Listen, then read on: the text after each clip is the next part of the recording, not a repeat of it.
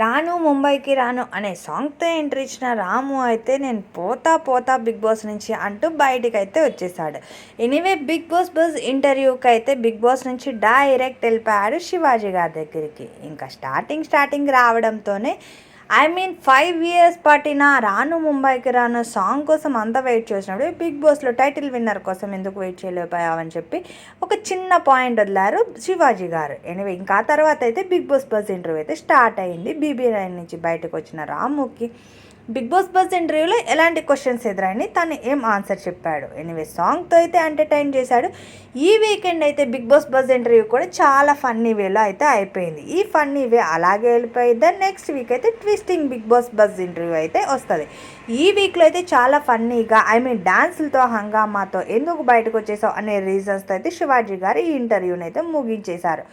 సాయిది అలాగే రాముది ఇద్దరిది ఫన్నీ వేలో, నాకు తెలిసి BB9 ఫస్ట్ ఇంటర్వ్యూ ఫన్నీ వేలో అయితే స్టార్ట్ అయిపోయింది. అలాగే ఎండ్ కూడా అలాగే అయ్యింది అనుకోవాలి. ఎనివే రాము బయటికి రావడానికి రీజన్ అయితే తను పెరిగిన వాతావరణం కల్చర్కి తను ఉండలేకపోతున్నానని చెప్పి ఒక క్లారిటీ ఇచ్చారు. ఇంకా బిగ్ బాస్ హౌస్ మేట్స్ గురించి అందరి గురించి ఒక్కొక్కరు ఒక్కో వేలో చెప్తారు. బట్ వాళ్ళ అనుభవం అయిన వారి పర్సన్స్ గురించి అయితే వాళ్ళు చెప్పిన అన్ని ఇలాంటి వీడియోస్ తెలుసుకునేకైతే నా ఛానల్ని సబ్స్క్రైబ్ చేసుకోండి, అలాగే నోటిఫికేషన్ ఆన్ చేసుకోండి. అంతేకాదు బిగ్ బాస్ కూడా తొందరగా అయిపోతుంది. వీడియో కూడా లైక్ చేయండి.